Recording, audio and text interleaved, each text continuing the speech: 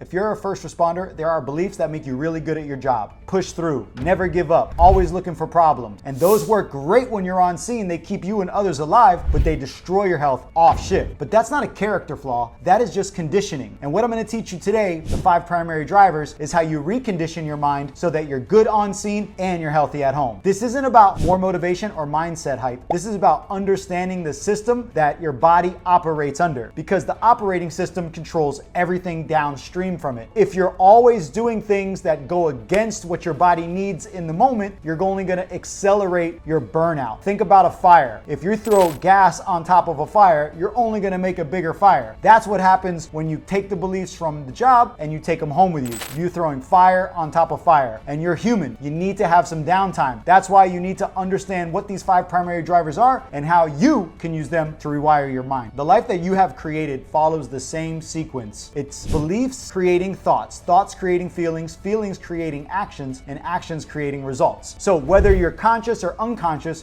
you're always creating your reality based on your beliefs. And this isn't some theory that I made up. This is actually how your brain and your nervous system work together to create the world around you. Think about the beliefs that you were taught on this job. Never give up. You can sleep later. Pushing through is a sign of strength. Recovery is weakness. Drink more caffeine. Alcohol will bring you down. If you can still function, everything is fine. You can keep doing that. Those beliefs are great on scene. They make you strong. But at the end of the day, those beliefs begin to wear you down halfway through your career and start manifesting as disease later on. Let me show you how this plays out in real life. Let's look at the belief, if I slow down, I'll look weak. That leads to thoughts of, I can't take a break. I need to be the man at home. I need to be the man on the scene. I need to make sure that I'm pushing when everybody else is giving up. And that thought creates a feeling of guilt anytime you try to have downtime or you try to relax. As soon as you sit down and relax, you're already thinking, I should be doing something because I have 2 days off, and those days off need to be filled with action. Then those actions become do things around the house, work a second job, go to the gym and train hard no matter how much sleep you've had. And the result over time leads to burnout, injury, disconnection, and disease. But you're not broken. This is literally how your system was designed to work. Just nobody ever told you how this system actually does work. And here's the part that everybody's missing. Your feelings are not just some random things that come about. They're actually feedback for the thoughts and the beliefs that are behind those feelings. So when you have feelings that make you feel angry, overwhelmed, frustrated, inadequate, those are negative emotions that are telling you that the beliefs behind them are limiting. So when you have that belief, I can't relax, and you're at home and you're relaxing and you feel bad because you're relaxing, that's a signal from your body that I can't relax, I gotta do something, is a limiting belief. An empowering belief would be the opposite of that. I need to relax. I don't need to do anything. And when you think that way and you feel good about it because you need the rest, that tells you that now you're thinking intelligently, and now you're thinking from an empowered state, a healthy state, not a limited state that's going to create disease, but a healthy state that's going to create longevity. You see, early on, your body can handle this. Your adrenaline compensates. But as the years go on, the trauma stacks, the sleep deprivation adds up, and you get more and more exposed to toxic chemicals. Not to mention, you're a father, you got a second job, you're a husband, you're a son. All the responsibilities you have as a man outside of the job begin to pile up,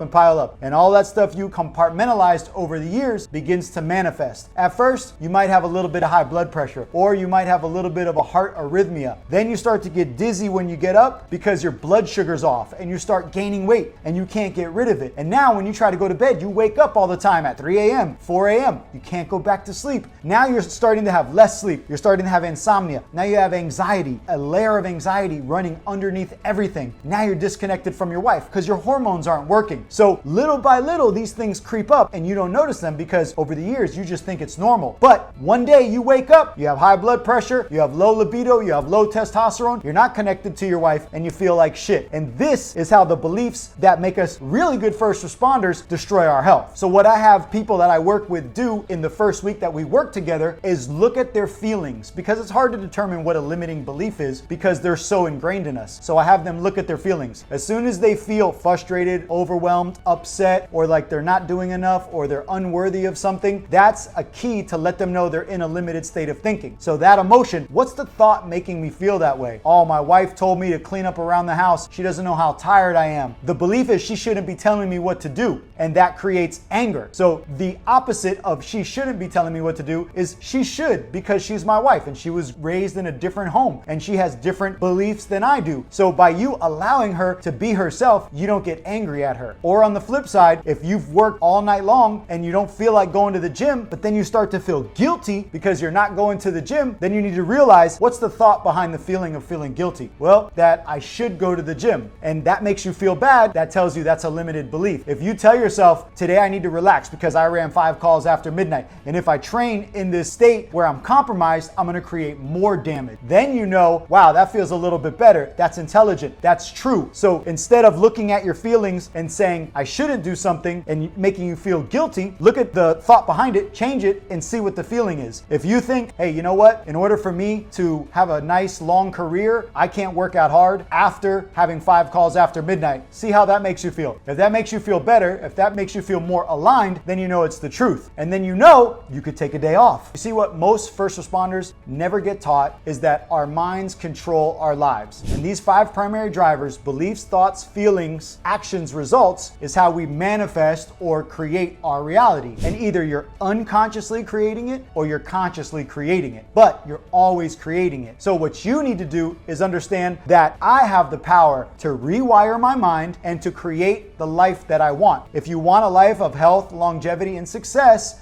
instead of disease, chaos, and destruction, then you need to start looking at the beliefs that we use to be on the job and changing them into beliefs that serve us at home. Pushing through is important on the job, but pulling back when you're off is also important. And you need to make sure you're measuring. I think I talk about this in every single video, having a fitness wearable so you know what to do that day. It takes the ego out of it. All of us want to do more. That's how we're built. That's how I was built when I was doing MMA and firefighting at the same time. Every time I got off, I wanted to train hard, and it burned me out. I didn't have some bald guy on YouTube telling me to get a fitness wearable, check my heart rate data, check my heart rate variability, check my sleep, and base my training off of that. That's called smart training. Not just because it's smart here, but because you're using data. That's what we need to be doing. That is a belief that your training should support your lifestyle. If you believe that, then you're gonna look at your data every single day and you're gonna make the right call. The same goes for the belief that I always need to be doing something, or I can handle this on my own. If you always try to handle things on your own and you never ask for help, it's gonna build up in your system for so long that it's gonna manifest as mental illness or PTSD, and then you're gonna need help. So the idea is to get out in front of it, acknowledge that this job creates mental health issues. So instead of waiting till I need mental health counseling, I'm gonna get counseling early. Just like going to the gym. You don't wait till you get sick to start working out. You start working out so you don't get sick. You don't wanna wait until you're dealing with mental health issues to get therapy. You want to start getting therapy so you never have mental health issues. You don't want to wait until you're waking up at 3 a.m. every single night to downregulate your nervous system. You want to start downregulating your nervous system so you don't wake up at 3 a.m. every night. Now, we can't control ourselves on shift. That's why it's so vital that we control ourselves off shift. When you signed up to be a first responder, you signed up to have a life that's different than every single person in every single profession, because it's going to require you to do things to reverse and mitigate the damage of the job. And that's why you have to change your mindset and your belief. That's the first thing. If you don't change your mindset that your life needs to be different, you're going to keep leading a life of a normal person. Instead of getting off and doing yoga or breath work, you're going to get off and go to CrossFit. Instead of cutting your caffeine at 12, you're going to drink caffeine with your buddies all the way up until 4 p.m. Instead of going to bed at 10 p.m. at home and at the station, you're going to go to bed all different times because you have not acknowledged that your job requires you to behave differently. Your belief system is still the old belief system that you got in before you had the job. Now it's time to rewire those beliefs for the system that you're in now. And if you rewire those beliefs now and you start taking the actions, the strategies, and the tactics necessary to mitigate and reverse the damage of the job, you're never gonna have disease. But it all starts up here with the 5 primary drivers. And over the next couple weeks, I'll go over each of the subjects that I go through with first responders when we work together one-on-one. But it all starts with the beliefs, and that's what leads to the thoughts, the feelings, the actions, and the results. So if you're getting shitty results right now, like you're overweight, you're frustrated, you're disconnected, then the beliefs behind it is what's causing that. Let's change those beliefs from limiting to empowering. Then you will change your thoughts, your feelings behind what you're thinking. That will change your actions, and that will change your results. Einstein said it. You can't change a problem with the thinking that created it, and that's what we're trying to do. So I hope you enjoyed this video. I hope you realize how important your beliefs are are. And instead of doing more to feel better, it's time to start being somebody different. See you on the next video.